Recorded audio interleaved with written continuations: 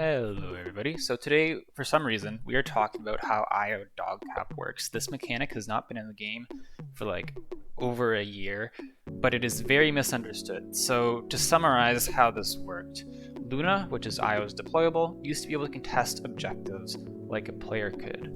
This was broken, and we'll get into why. IO also had 25% DR on Goddess's Blessing instead of 15%, which was also broken. This character was stupid good. It had like a 60-70% win rate in ranked at the time. I don't remember what. It was the highest win rate I think a support has ever gotten. A lot of people think that the reason that this was broken is because of 5-man zones, right? You win the fight, you put Luna on point, and then you can all zone and deny touch. That's not really it. If this character's strengths was in zoning, the champion would be like a Winmore or Snowbally champ, right? And those tend to not be as good. So this wasn't really the reason that she was picked. So if that's not the reason, then why was she picked? The reason she was picked is because of this thing called objective pressure. So think of a game where your team has 99% on the objective and the other team is like maybe 30%. So the other team's tank has to touch the point, right? Otherwise they'll lose, and yours doesn't. So what that means is you can wait for their tank to go to the objective and then push, and you will have a free 5v4 because their tank has to be on the point, otherwise they lose. Yours is free to do whatever they want, free 5v4. With IO, you could always force the situation regardless of how much cap time you had. So what you would do is you would put Luna on the objective and then you would push. And this forced the enemy to make one of two bad decisions. Either they could take the 5v5, but that's an even fight, there's no guarantee they win that, and they are losing cap time the entire time. Or they can still send their main tank to point, so nobody's winning cap, but then they have a 5v4 that they have to take. And that sucks, you're probably going to lose a 5v4, so no one's really going to win cap time, but you're probably going to lose the team fight. There was no good decision to make, so this was broken. And no matter what option was taken, as the team with the IO, you always had to take fewer fights. If the other team chose to take the 5v5, you won that fight, you come back to the objective, you see Luna just kind of sitting there like, hey guys, I just got 70% cap for you guys. And then you're good to go, you win the mid. And this is obviously on top of IO being very strong as a champion even without Luna.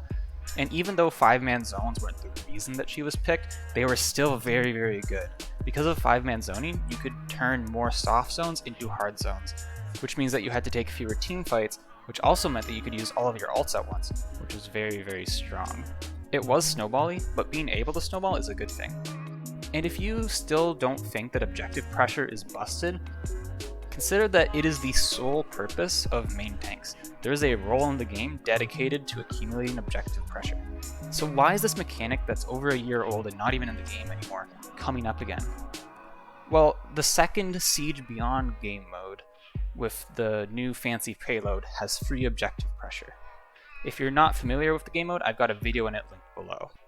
So to put it simply, the cart moving without a player on it is free objective pressure. You can always try to get objective pressure even in the normal game, but then it costs you some resources, right? The other team can either match you and then it's an even fight, or they can decide to say, we're going to ignore the objective and push and take that 5v4. But in that case, it's not free, it costs you something and there's player decision involved. The objective pressure in Siege Beyond is completely free. It's free to regen the cart because the healing circles are beyond chokes, and pushing past chokes on the defense means that you're basically dying, and dying is more impactful than cart progress because dying means giving more cart progress than anything you could do while you're alive would give. So the mid fights are basically unchanged, but pushes are what's different here. When the cart is healthy, the defending team is 5 people, and the attacking team has 5 people and objective pressure. When the cart is dead, it's very easy to heal it back up with the healing circles. The other team just, again, they cannot push through the healing circles because they are past chokes. When the cart is dead and it's overtime, the attacking team can all leave to go to the healing circles because you can contest from the healing circles. And again, the other team, the defending team, is not pushing past chokes. That is just not happening. They will lose a fight if they do that. So the attacking team will just heal the cart back up for free, and then come back, and then the cart's healthy, and you have that free objective pressure again. And if this changes, if you need to stay on the cart in overtime, or if I'm misunderstanding how the game mode works, then it's free objective pressure for the defending team. You might think, well, why don't you just hold at the healing circles? Wouldn't that make sense? You don't hold at chokes, you hold at the healing circles. But that's sort of just a poor decision.